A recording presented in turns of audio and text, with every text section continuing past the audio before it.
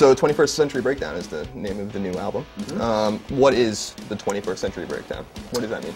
I think like it's a breakdown and sort of like it's sort of a breakdown of what like different different issues or different crises that are going on like personally and also the world around you, and it's also like kind of like having a nervous breakdown also, so it's kind of a double meaning. And American Idiot was definitely had political undertones.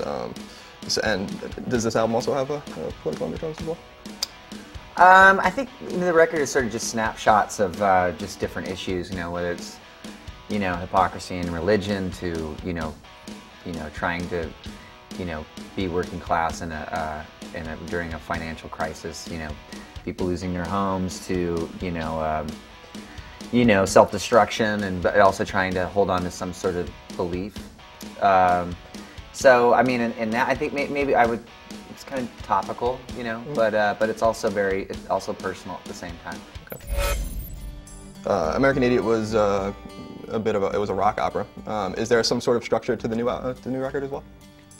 Well, there's lots of structure. There's 3 acts. It's kind of we come from an album crafting background, and we always would think of like side A or side B.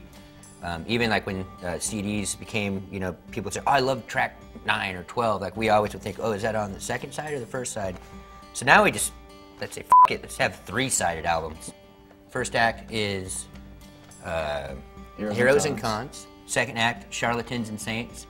The third act is Horseshoes and Hand Grenades. And the songs sort of like speak within the different acts kind of similarly. Cool. Kerplunk, Dookie, Insomniac, Nimrod, and Warning all came out really close to each other. In the last 9 years, you guys have only released 2 albums. Are you guys taking more time to write the albums, or are you taking more time to do other things in your life?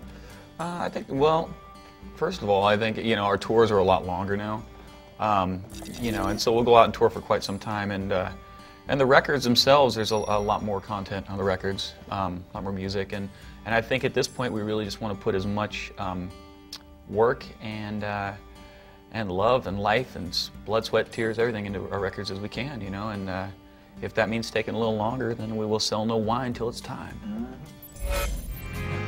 You guys got your start here in the Bay Area in the punk rock scene. Do you guys still consider yourself a punk rock band, or is it important for you to even classify yourselves at all? I think, yeah, for us, it's punk rock is kind of ground zero for us. It's like my main, been my education in a lot of different ways, just how to live your life and, politically and, and just also the music, and I've always been drawn to it. So yeah, I still consider ourselves a punk band. Okay. And you guys feel the same? Yeah. Okay. I have to tell you, I think you guys have a really great broad appeal to a lot of different people. My 50-year-old mother drives around listening to Dookie and Insomniac. My little cousin loves American Idiot without ever hearing any of your other We got albums. broad appeal. Yeah, I like that. I like the broads, hey. Animal magnetism. Yeah, notice the double entendre. So, do you guys go for that appeal intentionally, or is this something you even notice, or you really just write the music the way you want it? We just write the music, and whoever wants to come out, come on out. It's not, I don't think it's specific for anybody. I mean, we got to please ourselves first, of course, right.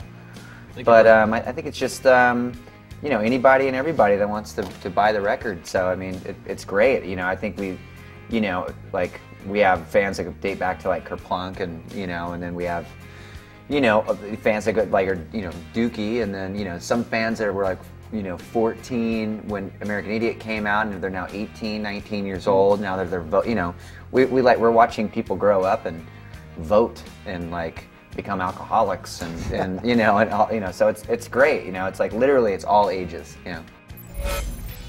I noticed that when last time I saw you guys in 2004, there was a various amount of people there. I saw you guys outside of Boston. The one thing I was fascinated about was your set list, actually. And I'm curious how you guys go about making your set list with having now 8 albums. Sharpie. A Sharpie, yes. Do you guys, how do you guys grab, for instance, you guys played like King for a Day from Nimrod and Knowledge from your EPs. How do you grab these songs and put them on your set list in addition to your singles and the new material? It's getting harder every album. Yeah, I think, what we did recently was we we kind of go up and don't have a set list in the beginning, and we kind of just throw stuff around, and we just start taking requests, and I think you start to see how songs blend. Either it's like a train wreck, and it's like we tried to play 86 the other night, and it was just horrible. It was just That a song train got wreck. 86th. Yeah. So we stopped literally in the middle of the song. Like, oh god, that was terrible. Sorry about that. And but we just start to watch how it evolves, and it's it's interesting to play like a song like Jesus of Suburbia, and then do a like a song like 2,000 Light Years Away, and it's also great to see how like over the years like there's kind of like a connection between all the songs too. Yeah. Right. So my favorite Green Day song is Hushinga on Nimrod. Oh, cool. And just YouTubing, I went back and I hadn't realized that it was actually in the Kerplunk era you guys had wrote that song. And it's on the Dookie demo. So I'm curious, are there any songs that you guys have written and then maybe put away and then come back and thought it fit somewhere else? Yeah, there's been a lot of songs that that have come kind of back into our lives. Like there's a song called Horseshoes and Hand Grenades, which was written 5 years ago, and Butch Vig, who produced the record, really was like, we gotta record this song. So so we did, and there was 4 songs that were written and completely reconstructed, and you've got this demo of the song I was listening to on a demo was a song called Emily, which has been completely reconstructed and turned into something else.